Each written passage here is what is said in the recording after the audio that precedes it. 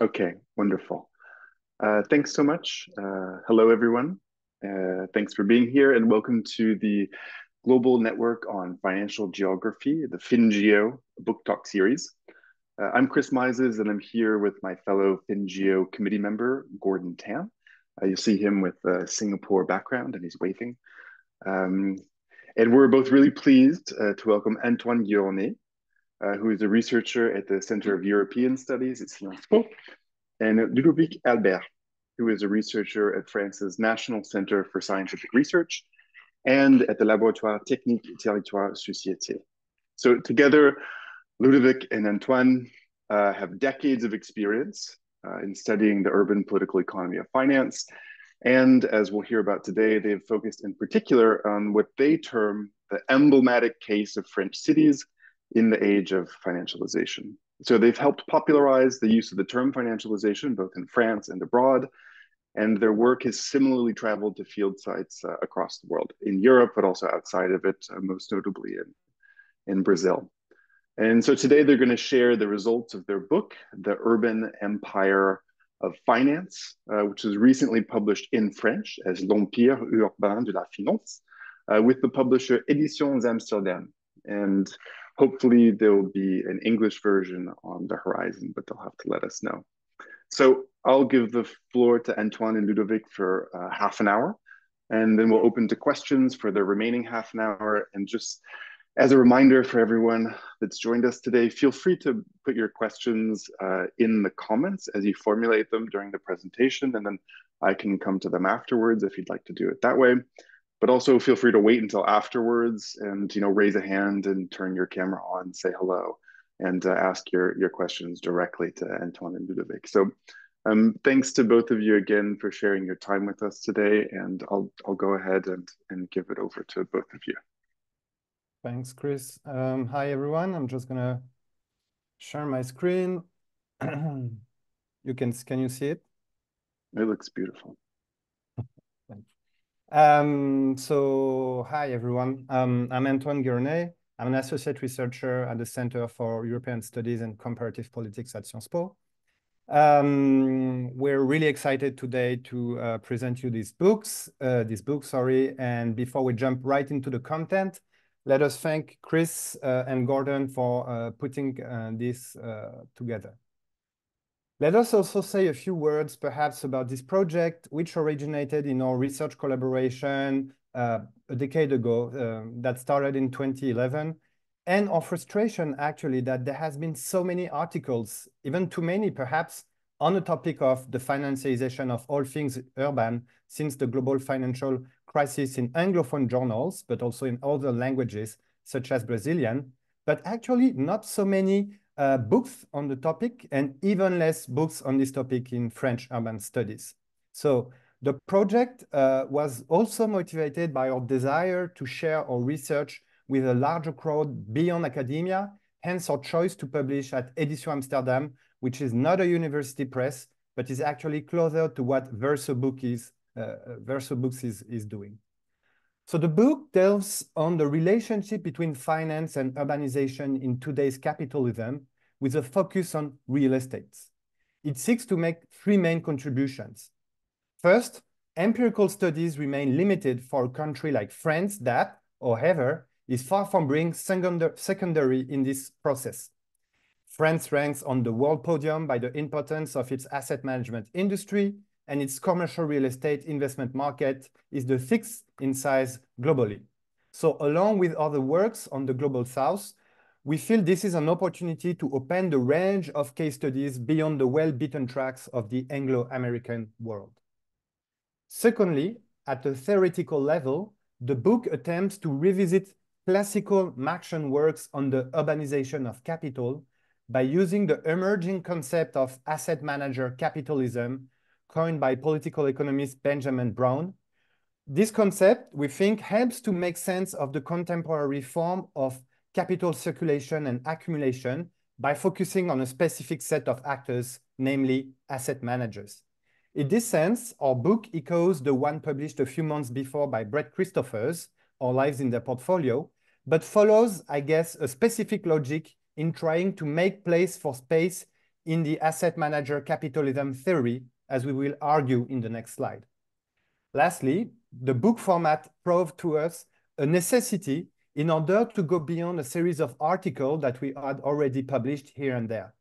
We felt the need to develop a more comprehensive analysis. And so if we are not claiming that the financialization of the built environment subsumes all French cities, we contend that this process needs to be considered as a totality. So not only does it transform cityscapes when form follows cash flow, but it also alters the governance of metropolitan city regions, the content of urban policies, and even the development of contestations and their rescaling at transnational scales and sites. So the scholarship on asset management capitalism is still very much in its infancy. And to advance it and push it further, we're combining a set of different existing approaches found in the literature on financialization, as distinguished by sociologist Capello, with a more geographical one. So on the one hand, we combine internalist and externalist accounts because in spite of their differences, the combination of these approaches is, we think, useful and required. For instance, it is difficult to understand how and why the investor's point of view, which is highlighted, for example, by cultural economy or the sociology of accounting, why does it impose itself in historically preserved social worlds without taking into account the dominant position of market finance in contemporary political economy? In return, identifying and tracking the effects of these power relations involves studying the mundane practices and representations of these market finance actors. So this allows us to analyze the circulation of these norms and their expectations through the power relations that finance maintains with other usual suspects involved in the production of capitalist space, namely property developers or local governments. So by dissecting the forms of these power relations, from alliances to resistances, as well as their objects and results, we reveal how finance reorganizes their logics and scale. And on the other hand, following Corpatio and Crovazier in their 2015 article, we seek to move beyond, quote, a rudimentary, if not entirely metaphorical conception of space, unquote, present in many social sciences accounts of financialization. And to do so, we analyze the spatial distribution of the asset management industry in real estate in France, its power over the production of urban space, as well as the political rescaling involved in the contemporary unfolding of their power and accumulation within real estate. Such a combination of approaches is reflected in our research design. So very briefly, we have developed an urban political economy approach over the years. We have combined three main entries on the field. First, we were interested into studying real estate asset management as a financial infrastructure. So we looked at how it functions, but also how it connects with property development in different markets, initially office and then housing. We also looked at national and local policies that regulate real estate asset management. So not only financial regulations, but also all sorts of different policies of urban economic development, housing and environment, which regulate the very markets that are targeted by these asset managers. And we've also looked at how this capital lands through a number of case studies of large-scale urban regeneration projects. And this was achieved thanks to a mixed method research protocol guiding a long-term investigation, which focused exclusively on France, but was also informed with the international urban studies literature that we were committed. So we did quite a large number of interviews over the years. We engaged also in document analysis of all sorts. We've used databases, mostly private databases, such as the MSCI IPD, to understand what was in the portfolio of asset managers. And we also did a bit of ethnography, a bit of participant observation, mostly at the Marché International des Professionnels de l'Immobilier, which is the largest property fair worldwide and on which I've written a book 2 years ago. So the book demonstrates how the power of real estate asset managers lies at the intersection of two industries, namely finance and real estate, as the asset management industry plays a pivotal role in channeling capital from financial markets towards land and building ownership, and also plays a role in doing so of translating categories of risk-return liquidity in locations, land uses, spatial forms, etc., back and forth. These actors are also key in bridging multiple scales from the global circulation of capital on financial markets to very localized systems of urban governance involving advisors, developers, local authorities, and including a set of national regulations and power relationships. So in the remainder of the talk, we'll develop three main points around these questions. First, how does the accumulation by real estate asset management work, from capital collection to the actual production of buildings? Second, what are its socio-economic and social-spatial outcomes? And last but not least, how do asset managers transform the multi-scalar politics of urban space?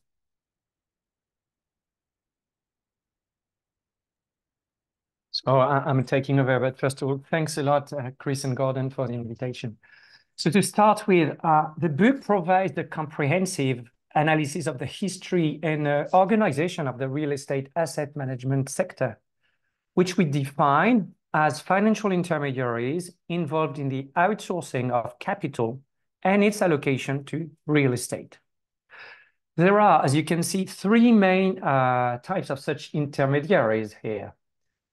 First, some institutional investors have developed their own real estate asset management departments, such as big insurance companies like Generali or Allianz, or sovereign wealth funds like CDP and Qatar Investment Authority. However, with around 85% of total assets under management at global level being outsourced to specialized asset managers, two other types of actors have become predominant. The first one are third-party asset management companies, be they domestic or international. Their history is either rooted in real estate or in the financial sector. And some dates back a long way, as far as the 19th century, actually, which is an aspect that we explore in our first chapter, in order to go beyond the optical limits of financialization studies pointed out by Brett Christophers in a paper in 2015. It also includes property trusts like listed real estate investment trust, REITs, and quite this fact this time in contradistinction to Christophers, because in his 2023 book, he focuses solely on investment funds. In our case, we see those property trusts as doing pretty much the same job as fund managers at the end of the day.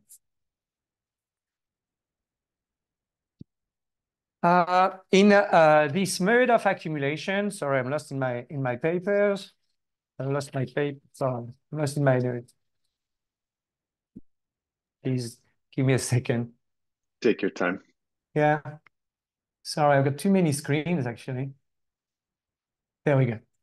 Now, as we focus on our daily activities, we show how the whole real estate asset management industry is geared towards rent extraction through real estate and sometimes financial markets. Now, let me try and explain these. Basically, asset managers control the vehicles that they specifically put up for institutional investors and retail clients who are looking for outlets to place their money. These investor clients seek to capitalize on a combination of rental revenues and, of course, the capital gains when buildings are resold. But instead of directly investing in real estate titles, they delegate their capital and its operation to those asset managers who charge them for their services in the form of management fees on account of their self-claimed expertise. Now, the benefits extracted from the land rent are turned into dividends via these investment vehicles. And when applicable, investor clients also pocket the capital gains associated to their speculation on the financial titles themselves, such as in the case with REITs. Now, in this mode of accumulation, land is no longer treated as a financial asset, like Harvey observed in the limits to capital, but it literally is a financial asset. And there are a number of theoretical consequences to this. First, we observe the fusion of two traditionally distinct factions of capitalists, i.e. finance capital and landed property. Furthermore, the asset management sector provides the means to dynamically combine the land rent with a financial rent that depends on the former, of course, while at the same time heavily weighing on it due to the massive and at times unstable flux of capital coming from financial markets. With this in mind, the book highlights a distinctive feature of the sector today. That is its ability to achieve an industrial treatment of financial capital. This industrialization first resides in an intense division of labor across the sector and within each company. It also reflects a threefold concentration. Firstly, the industry is massively centralizing financial capital. The total asset under management worldwide is reaching 10 trillion US dollars. Secondly, the sector itself is highly concentrated with a very small number of asset management companies handling the bulk of investment, And thirdly, there is a clear geography to this sector. In France, it concentrates in a calculative milieu based in the western districts of the Paris city, as you can see on this map. In other words, the concentration is not only economic, as suggested by Benjamin Brown, it is inherently spatial. Such industrial accumulation has numerous transformative and distributive effects, starting with wealth inequalities. Now, I'm not sure it is absolutely necessary to remind you that asset managers belong to an economic elite. Let me just say that their handsome remuneration placed them in the top 10% of the working population in France in terms of their revenues. But more importantly, maybe, this process benefits a fraction of wealthy asset holders. Here we are very far from the myth of pension fund socialism, which is nowadays updated by Blackstone and its motto to serve so-called teachers, nurses, and firefighters, as cited in Brad Christopher's book. This is a form of legitimation that we also see reiterated by our own asset managers and their lobbyists in France too, of course. But in fact, our explorations indicate that a majority of assets under management belong to the top 10% of households, if not the top 1%. Notwithstanding the difficulty to access reliable data, in the case of retail funds, which are supposedly the less exclusive type of funds, well, more often than not, we are talking of mostly men over 50 years old, having made a career as liberal professionals, executives in large companies, or as occupational rentiers. Beyond increased socioeconomic inequalities, we also examine the highly selective geography of investments made by asset managers and how they shape cityscapes. Now, what we do is we triangulate the content of their investment portfolio, their announced strategies, and the study of their actual investment practices. And these reveal a very strong investment bias. In terms of sector, first, they favor, in France, non-residential real estate, despite a more recent resurgence in housing recently.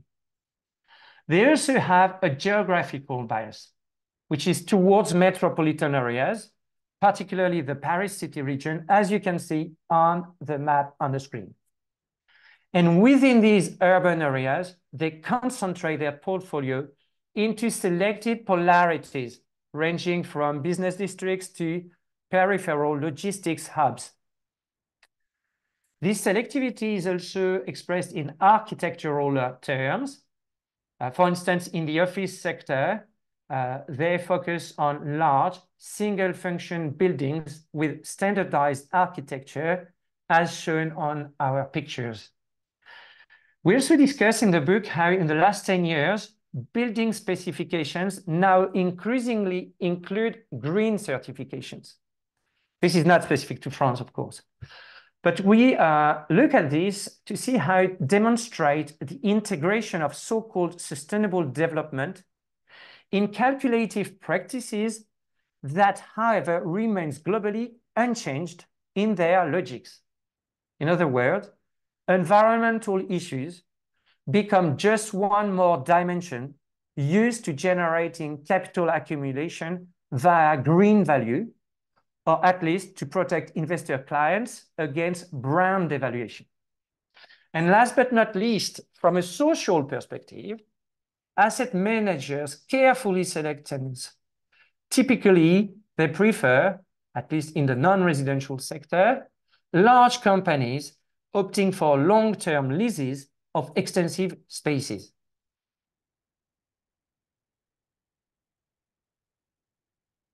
Can't hear you, Antoine. So I'm gonna take over. So these hyper-selective geographies of investment reflect three logics as we detail in the book. The first one is rooted in financial economic practices. So we observe the predominance of so-called core funds itself resulting from the position of France in the wider international financial system. Offering titles attuned to the risk-return profiling of capital expected by investor clients, asset managers seek what they consider as risk-limited locations, buildings, and end users. Secondly, the intense economic competition between asset managers lead them to reduce their cost of capital management. To do so, they seek to achieve economies of scale by concentrating investments in a limited number of buildings easily reachable from their own Parisian HQ. So they will also limit the number of tenants to look after.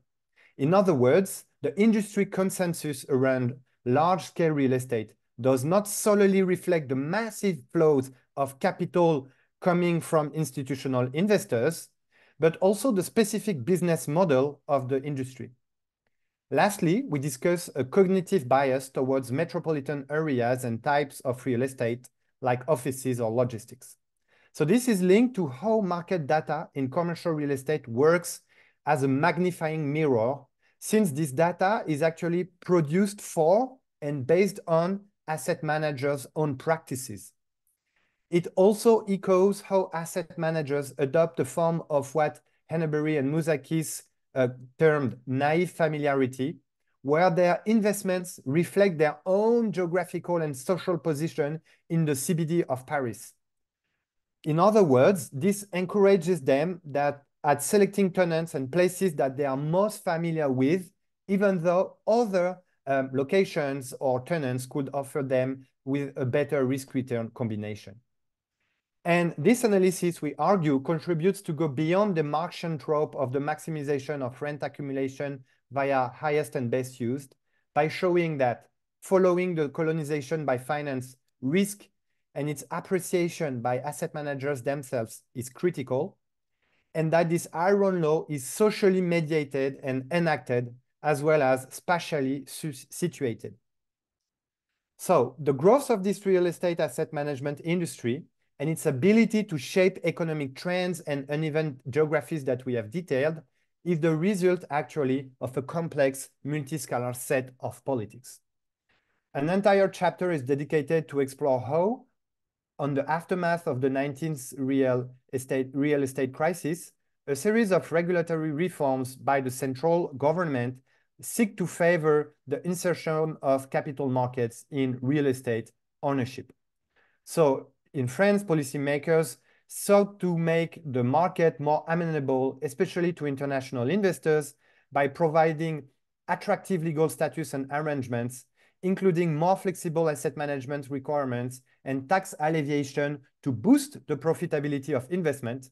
But the state also used its own properties to expand the rental market. Such policy, we show, was mostly based on financial, economic, and fiscal motives, completely leaving aside issues of urban and economic development, which is quite a paradox. In various instances, such evolutions were the result of a joint production with the industry. So the industry generally and successfully lobbied the central state, so either the Senate or the government, to create and improve investment vehicles, including REITs. The industry, with its representatives, also showed a capacity to reshape potentially adverse policies, either by framing them in the categories of financial markets themselves, like that of non-residential energy retrofits, rules for non-residential buildings, or the industry associations also managed to diffuse attempts at imposing investment quotas for housing. Contrasting with this very strong proximity between the industry and the central state, at the local level, the asset management industry is much less visible. However, it remains a very powerful figure. As you know, property actors like developers, brokers, and real estate analysts are interacting directly with local authorities who control land use zoning and public investments. What we show, however, is how these property actors act on behalf of asset managers because they depend on them. So this is the case, of course, for real estate developers, because their clientele is no asset managers to who they sell the buildings. These are not tenants, even though it can help to find a tenant in order to make the building more attractive to asset managers by providing them with a turnkey cash flow asset. And the same also applies to property consultants, for whom asset managers are the major providers of real estate transaction and services, and also of revenues through the appraisal of property values.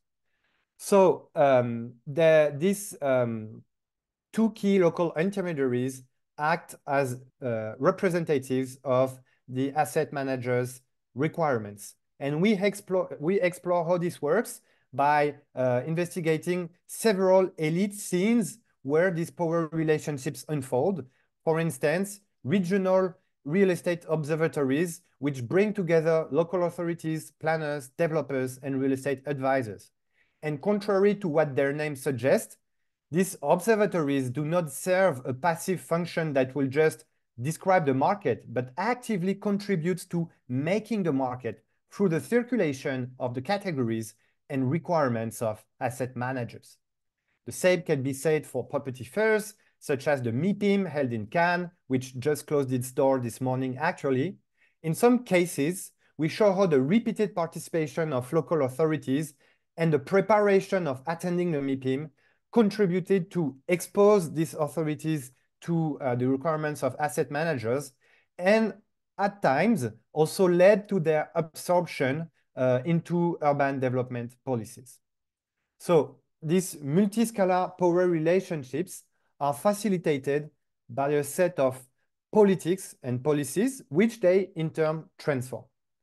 In some cases, we show how growth coalitions have become financialized to the extent that their purpose, their composition as well, are geared towards the attraction of capital under the control of asset managers. In other words, only the property developers or landowners that are able to mobilize resources to meet their categories and criteria are involved in these coalitions. In this way, these coalitions contrast with other observations made in the US, such as John Logal himself in the early 90s that highlighted the role of international developers, or more recently, this article by Farmer and Poulos in 2019 on Chicago, because in our case, we see that asset managers are not directly involved in such coalitions as they have been in Chicago, according to these authors, except for Paris, given that they are located in Paris and the fact that it's their main market. So the rise of real estate asset management also transformed public policies.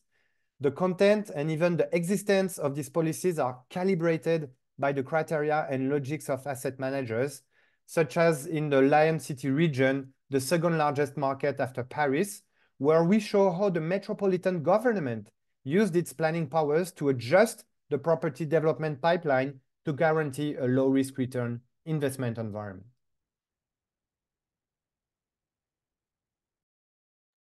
So maybe a few words of conclusions.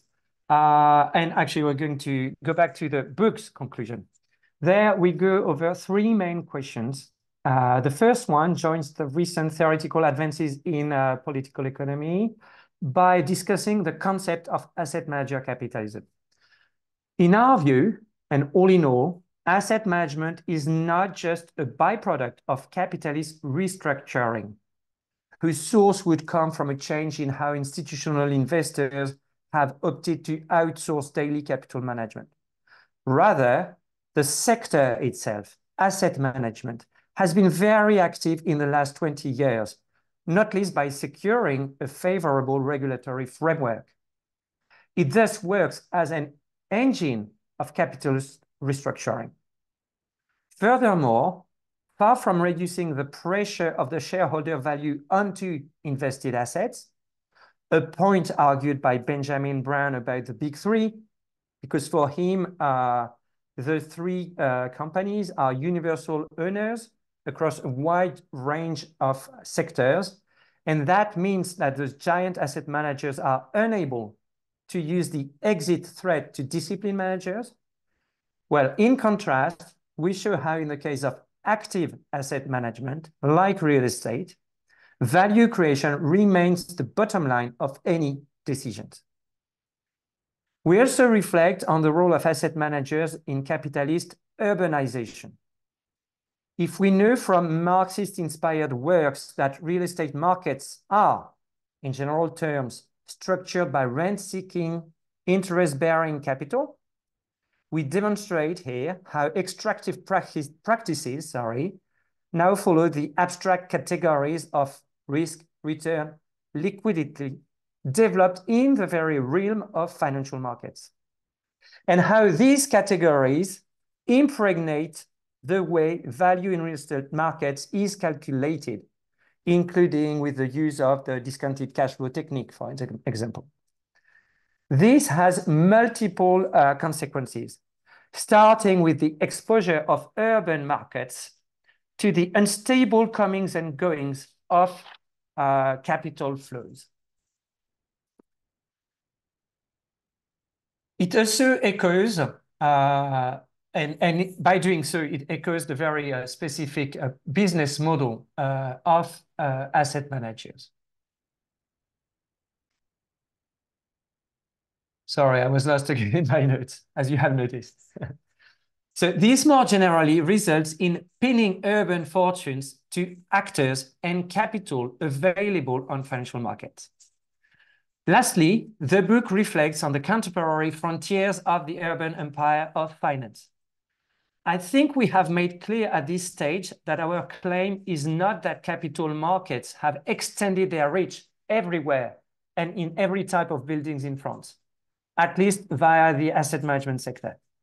Rather, what we show is that it's not only specific and more or less conflict-ridden political institutional trajectories that do matter, but also that the very workings of the asset management industry lead to highly selective investment patterns, both in terms of the locations and types of assets.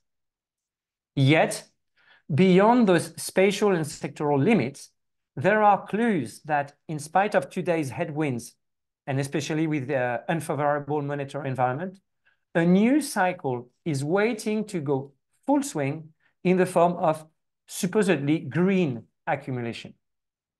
And we thank you very much for your attention.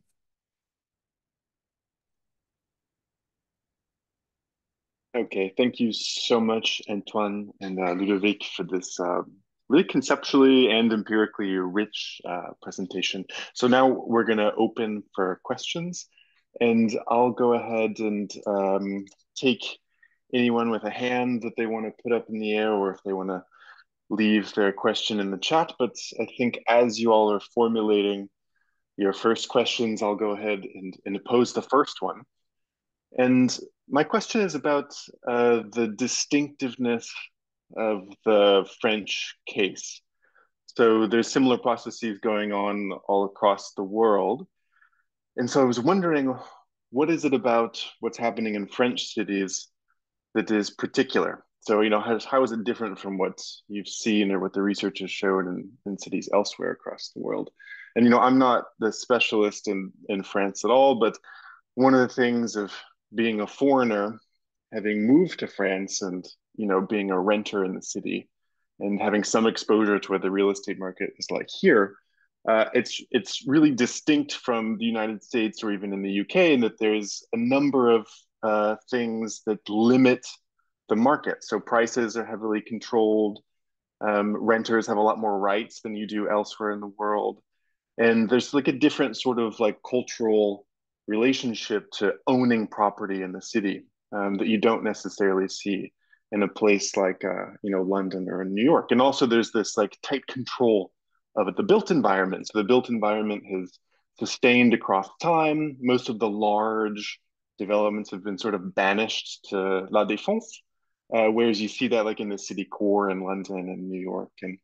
And so one of the things that to me stands out as being distinctive is that there's actually been a lot of successful resistance to the kind of things that asset managers or financial firms or just investors in general have changed about cities elsewhere in the world.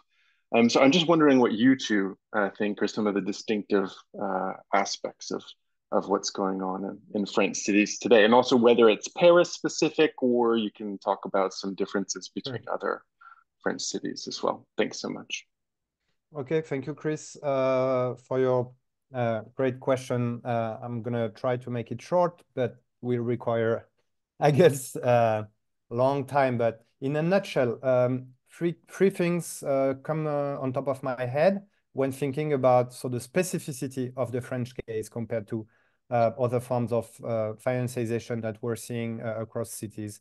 The first maybe perhaps is the size and importance of the domestic real estate asset management industry that I think is quite important. For example, if we look at other European countries, so we have a strong domestic industry that goes for some of these companies a long way ago. For example, the oldest REIT in France, the Société Foncière Lyonnaise, goes back to the 19th century and to Haussmann's Paris. So I think this is the first specificity. Second specificity, perhaps, is a reflection of the way our country is centralized, and because 70% of investment into commercial real estate, including housing, goes to Paris. So in other, perhaps in the UK, it may be the same because London is so prominent, but in other countries like the US and Germany, I would guess that perhaps the spatial clustering of investment may be less pronounced. And third, and last but not least, specificity is, I guess, that compared to other countries and cities recently, we haven't seen much of a financialization of rental housing. I can share a link. We've published a paper in Housing Studies using a statistic from Real Capital Analytics and interviews. And in a nutshell, what we show is that so historically, institutional investors were important landowners in housing. They have exited housing and have reinvested into other asset classes like offices, and in doing so, delegating more and more of their capital to these asset managers. Since 2015, we're seeing more capital controlled by asset managers coming to the housing market. It went from 1 to 4 billions per year, and then to 7 in 2020. So we've seen an increase. So in this way, there is a comparable trajectory, but these volumes remain very much limited, and the form it's taking is quite specific. We don't have a big opportunistic funds like Blackstone. Neither do we have REITs. REITs have stayed out of housing because they lobbied successfully against this.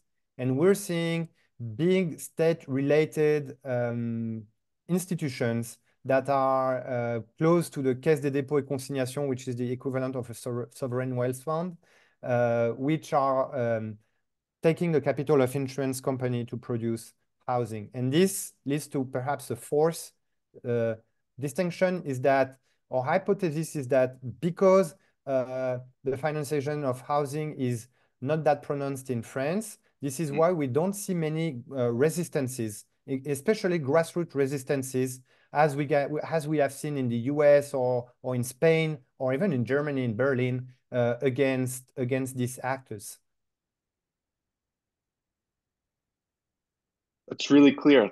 Thanks for the bulleted numbered point response. It's really good. I guess the one thing that it makes me think is I always envisioned housing in French cities to be sort of a high risk, low return investment for a number of reasons, because prices rise slowly, renters have a lot of rights, and all the reasons that so I'm wondering if that's one of the, and I like this argument about the naive familiarity. So they're investing in commercial real estate in the city center because that's where they are. So it seems like there's like a number of, I guess you would describe them as social or cultural reasons that are sort of pushing these kind of investment houses towards the types of investments that you're telling us about. But to me, that seems really clear. I don't see any hands up yet. So please, if anyone would like to intervene. We have Ivana Sokolov, who's asked a question in the chat. And I'll just go ahead and read it. I'm assuming that she wants me to do that. So I'll just do it on your behalf.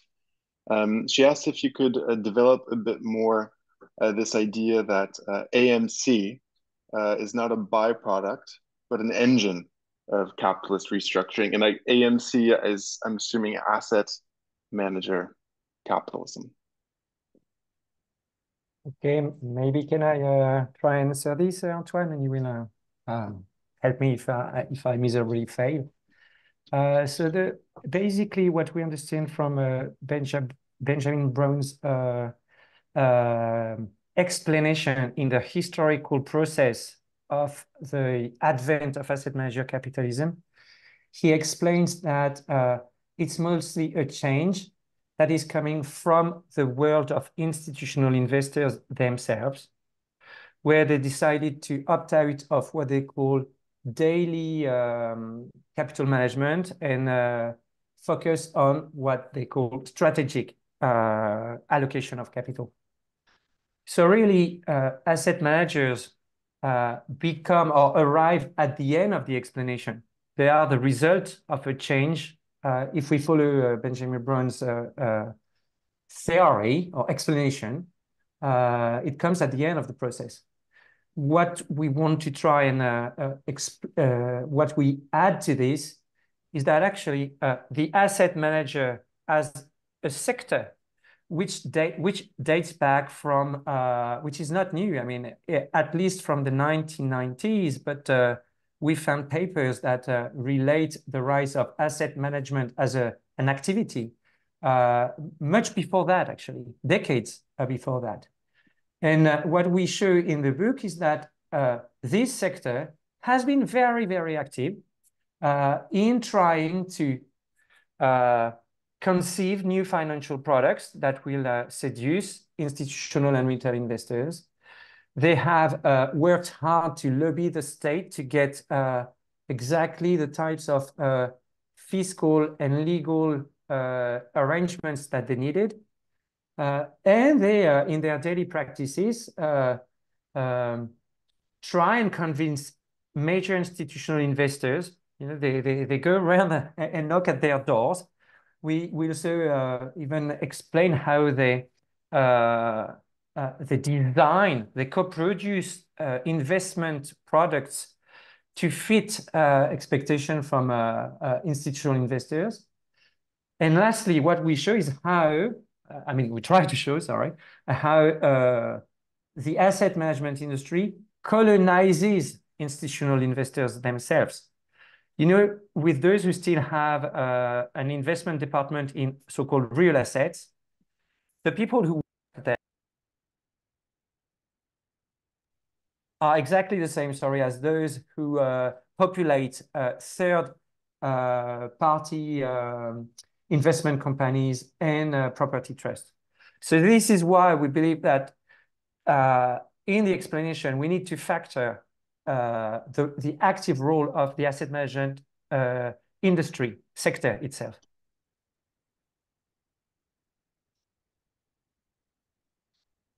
Wonderful, thank you. Do we have any other hands up? I don't see anyone yet, but please go ahead and do so. If not, I'm more than happy to continue asking questions myself and turn this into an interview. There's Isadora, if I'm saying that right. Your hand is up. If you'd like to turn off your mic or Hi, turn on your video. sure. Hey, hi. Hi. Thank you, Ludo and Antoine, for the presentation. I'm really excited to read the full book. I've only gotten through the introduction so far, so I apologize if my question is addressed in the rest of the book.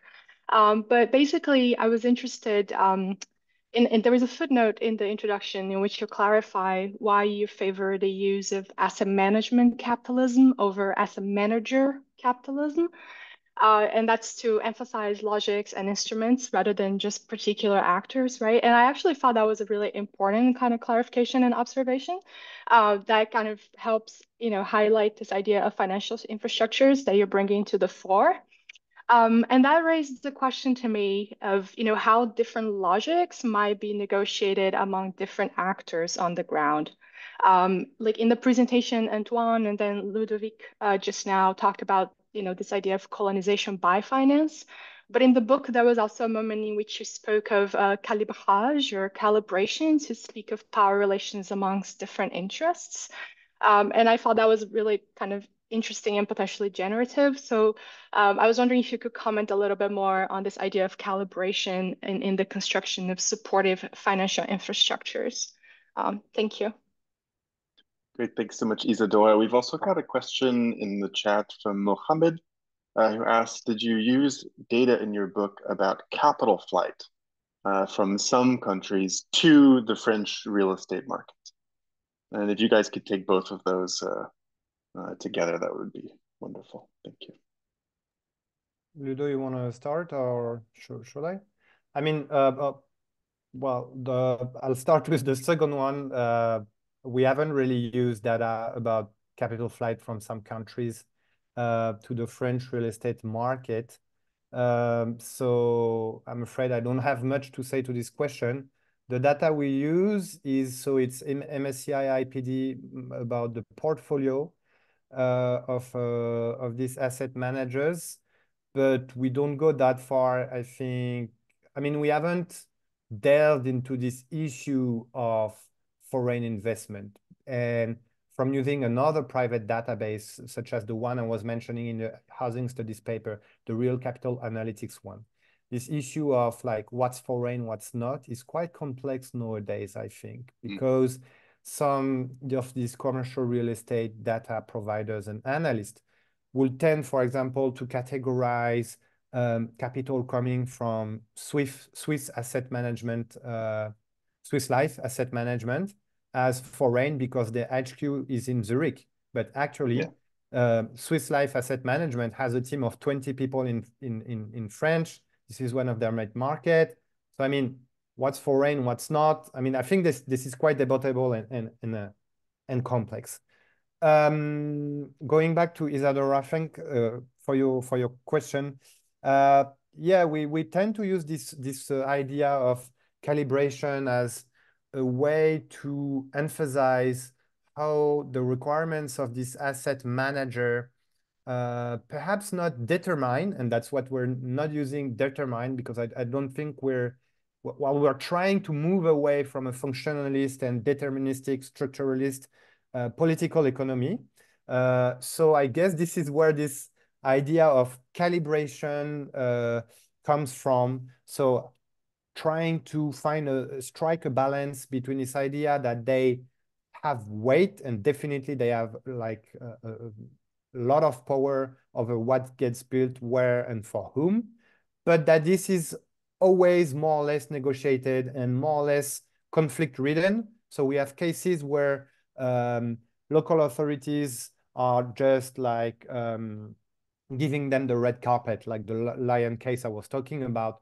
We also have cases in which there are strong negotiations, but which in the end favor the interests of asset managers, including because of the austerity that is diminishing the power of some local authorities. Maybe if I can add a word, Chris. Of course, go ahead. Yeah. Thanks a lot for both questions. I just answer and follow on Isadora. I think, I'm not sure the book explicitly says so, but what we are trying to develop is, as Antoine suggested, a reflection on urban political economy as an approach, and how we try to keep a form of open structuralism, if you want to go that way, because we are very attached or intent on looking at practices and how the circulation of capital and capital accumulation is actually a social production. And this is how, and that's why I would like to say a couple of words on this. This is why we are using the financial infrastructure concept, because I think it's an intermediary or a meta notion that helps to go in between, David Harvey's 3 capital circuits, which is really a theorization which is quite at a meta level of capitalist accumulation and its relationship to space production. And so that's on the one end, and on the other end, we don't want just to stick to a pure interactionist sociology where we just stay close, but maybe too close to what actors are doing. And by looking at these intermediary legal, fiscal, and financial arrangements, be they financial investment vehicles, or more generally, the entire financial infrastructure that we call the real estate asset management industry. That's how we try to tackle and develop this urban political economy approach we are after. Wonderful. We've got one question in the chat from Nicolas, which I'll ask on his behalf because he told us he's in the library earlier. And he says, what is the difference you see asset management capitalism would be doing in the urban and social dimensions in Paris? For instance, in urban socio-spatial segregation. Oops, your comment bumped what I was reading out of. Gentrification, densification, land use changes, or housing affordability. Gives a quick apology for it being too wide and maybe off topic, but I don't think it's either of those things. And then there's a small addition to the question. He says, have you used real estate transaction databases with information from property registers? And how easy or difficult or expensive is it to access them in France in general and in Paris in particular? And if I'll just add on to his first question, which I think is a good one, is the relationship between the emergence of what you're calling asset management capitalism, and the built environment in French cities.